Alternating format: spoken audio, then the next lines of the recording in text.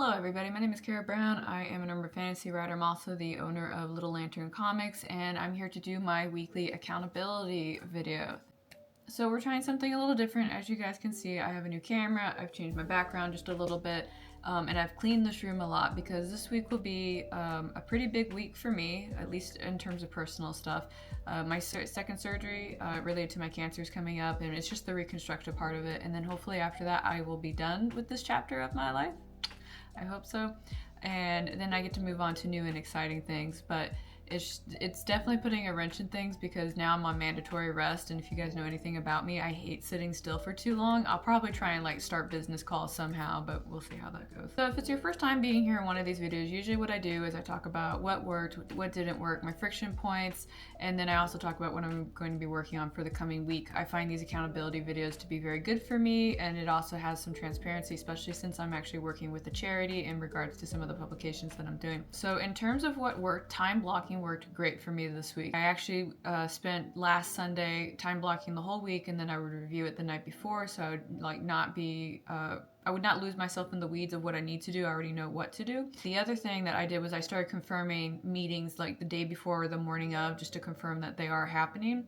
And then I would double check times because everybody that I know is pretty much in a different time zone except for Danny. So I always have to look at time zones and remind everybody what time it is for them and all of that. And then another thing that worked really well is I completely revamped my note-taking system. Put somewhere on here, I'll kind of show you just a little bit of it. I wanted to make a more in-depth video to go over it with you. I just did not have time. That's one of the things that didn't work. It also wasn't a big priority. I'm pretty sure I could have squeezed it in on Thursday, but I had kind of reached a cognitive overload state and wanted to take a break, so that's what I did. But we can go ahead and talk about some of the friction points that I encountered this week and how I'm going to counter that going forward. So one of the things that I do is some light freelance editing work, and the friction point that I encountered on that was not getting the work that I needed to do. So I'm literally looking at 3 to-do items on my list right now of things that I was supposed to do this week, but because I didn't receive scripts, I didn't do them.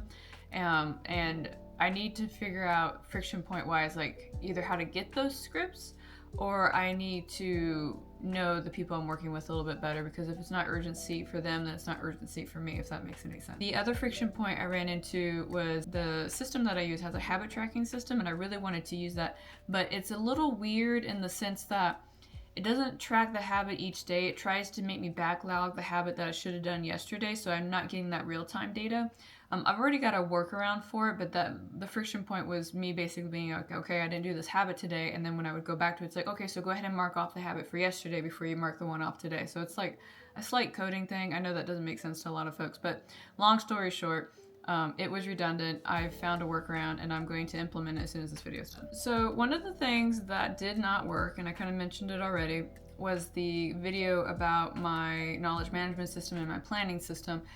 Again, I mentioned earlier I could have done it on Thursday, but the truth is that I was tired, and I also didn't have the motivation. I wasn't excited to do it. And part of the reason I wasn't excited to do it is because it's technically got a couple things I need to fine tune and make sure that it's good before I present it, because it looks kind of half-assed right now, and I don't really want to show you a half-assed effort. I want to show you the actual full working side of it, so that way it makes more sense. There's some parts of it that work completely great, but it's on the daily note section, that's where I need to fiddle with it. And again, we talked about, or I say we, I talked about how the daily habits wasn't working, so I have to fine tooth that. But other than that, I did change something a little bit in the sense that I had to grab out a paper planner. So there's a whole hand-brain connection that goes into writing, and and when you draw pictures and whatnot, it stimulates different parts of your brain, and I wanted to kind of tap into that a little bit more. But the really big reason I wanted to do paper journaling just a little bit, or not paper journal, but paper planning, is because I get really tired of looking at a screen all day, and my note-taking system and my digital journal is on a screen, and when I just when I'm in bed, it's the last thing I want to do is look at another screen and then have a whole bunch of notifications pop up, and next thing you know I'm on YouTube, and somehow I got on Pinterest, and then I'm in the kitchen putting a salad in a mason jar, and I don't know what's going on with my life, but I know I have to get away from screens before I go to bed. When I get around to doing the obsidian video that I need to do, I will also incorporate this because I do use them hand in hand. I started doing it this week, and it's worked out pretty flawlessly, and I like it a lot. But yeah, so either way, this video is coming, and it's going to probably be something that I do when I've got the energy to do it. Maybe I'll do it next week after the surgery, because I do have a couple of days that are days off that are coming up, so that would be something to take my mind off of sitting in that chair for 18 hours a day. I mean, I have to get up and walk around. I've already moved the walk pad over here. They usually want me to get up like once every hour or two and walk around for 20 minutes, so that way like things don't congeal. So I'll be doing that and walking straight into the wall. That's exciting. We live a very exciting life here. In terms of things that are coming up, I have a lot of things I want to share with you guys. So first off, I would like you to mark your calendars for May 6th, because that's the day that I am aiming to release the Tales of Twisted Ravens story, which is the whole reason I started Little Lantern Comics and to work in partnership with Comic Books for Kids. So that will be landing on that day. I'll be doing that actually through Ripasend. I finished talking to the team and getting that all set up, so I'm pretty happy with that. And then I have another short story that is going to be coming out on Friday. I had one come out last Friday. It's called Monster Tales, and it's called The Washerwoman. This is kind of like the same with the Silence and Mayhem anthology, where it's just going to be a collection of short stories, and when I finish them, I'm going to put them all together in a physical book, and if you guys want to do that, you can. That was actually something I knocked out yesterday. I took all of the Silence and Mayhem short stories and I put them in a physical book. If the book is ready to order on Amazon, I will throw a link down below, but they always say it takes like 72 hours, so if that's something that you're interested in, you want a physical copy, that's available too. The other big thing that I'm going to be doing this week is, I told you guys before I was going to work on Blood in the Rain. I have not finished the last 6 chapters of this book, but what I am going to do, because it is a pretty hefty book, is I'm going to start releasing them in parts. So I have 3 parts that I'm going to do. We got part 1, part 2, and part 3. And then as I finish part 3 and I put that out and it gets whatever reviews that it gets, I will put the whole thing together, similar to the short stories, in a physical book, and then I will start campaigning that everywhere. So if that's something that you're interested in, let me know. It's a new model that I'm trying just because I want to move forward and have progress on this project, and I feel like if I just keep waiting to do things, I will never get it done. So this is like forcing myself to move forward. The other thing that I will be doing is I'm in the middle of taking a whole bunch of business certification classes right now, because I am a big advocate for professional development.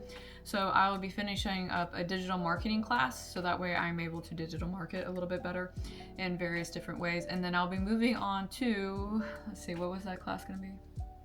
Okay, so there is a general business certification class that I'm signed up for, and then after that I have a marketing certification class, and then I have a sales class. I feel like I took the sales one already, but I'll double check. I really feel confident I've taken that already. But that's on my agenda, and if you're wondering why I take these classes, I own a company now, so I have to make sure that I'm educating myself in everything that involves business, so that way I can talk shop and do the very best that I can to sell this upcoming comic. And as a reminder, the comic and the profits of the comic don't come to me, they go straight to Comic Books for Kids. So I want to make sure that I'm doing the best that I can for them, because again, they're getting comic books into the hands of children and in hospitals and cancer centers. So everything that I can do to assist in that, I'm going to. So, and then let's see. Oh, the other big thing that I've got coming up is I'm going to start a new channel. Now, before you freak out and say, Carrow, I think you're doing too much, this is still stuff that I'm already doing. What's going to happen is that I'm just going to showcase it a little bit differently. One thing that I have been really toying around with, and something that I really want to do, is I want to do a fitness vlog, especially as I do my final recovery from cancer.